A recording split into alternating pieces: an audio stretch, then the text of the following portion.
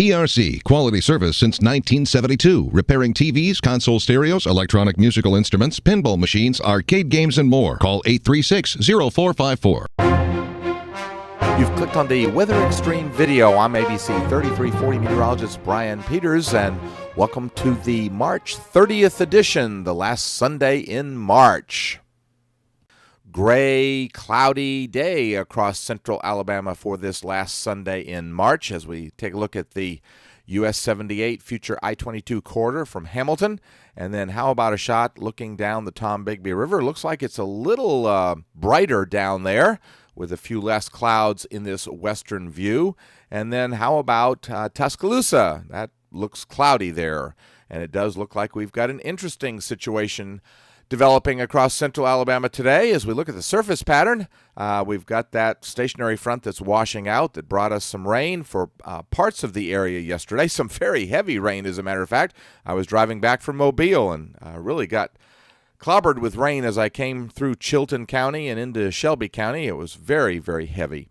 But that's a big question about precip today. But the other big question is that wedge, and we'll talk about that in just a minute when we get to the GFS.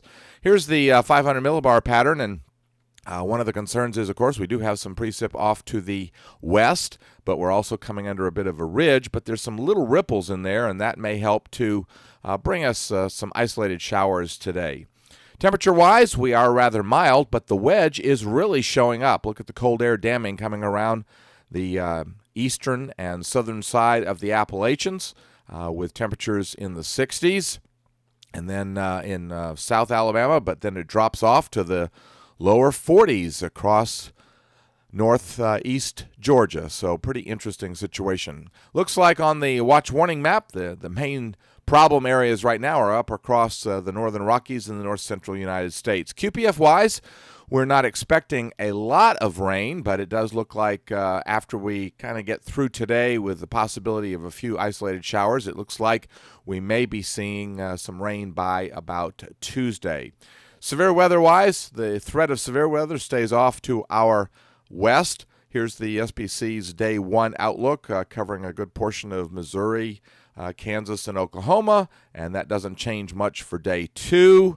And then we get out of the slight risk of severe, but then by the Day 5 time frame, which is Thursday, Friday right now, it looks like there's another risk just off to our west and northwest. All right, let's get to the 06Z GFS model run. Here's the 500 millibar forecast for today at 1 o'clock. And a general ridge pattern, but there are some little ripples in there, and so we might see some scattered areas for some showers today. But I think the bigger threat with the wedge is going to be the possibility of clouds and some drizzle. And here's the surface map for today at midday. And you can see that wedge with the large high up over Pennsylvania, New York, and New England, nosing around the southeastern end of the Appalachians and keeping that cooler air coming in from Georgia. This is going to be a situation where Tuscaloosa may get to 75, but Atlanta may only get to 54. So always an interesting forecast challenge.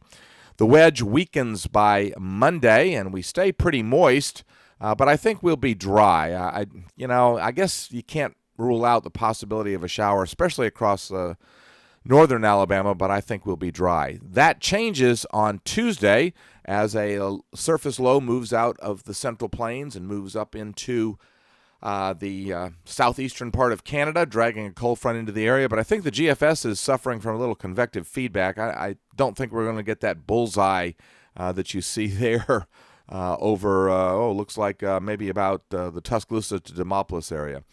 By Wednesday, we're under a weak ridge, almost a little bit of a zonal flow from central U.S. across the eastern part of the country, and we should be dry with a large high off to the north. That zonal flow changes as we develop a fairly strong shortwave trough, a couple of them actually, one over the Texas and Oklahoma panhandles and another one up over Idaho. But that keeps the weather, as the SPC forecast was, that keeps the weather off to our west and northwest.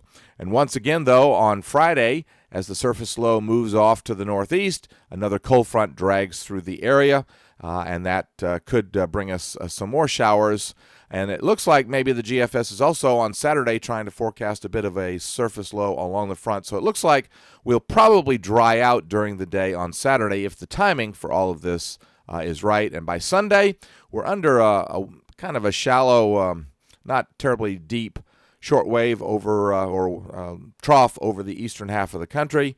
But it looks like we're going to dry out, and I'm kind of suspicious of that little blob over East Texas there. And that by Monday, it looks like we're going to remain dry.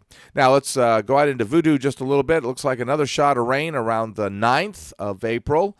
And then, again, got rain lurking very close on the 13th and coming in on the 14th.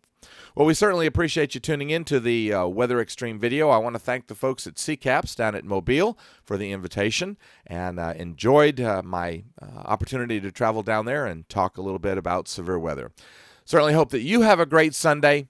Thanks for viewing. God bless.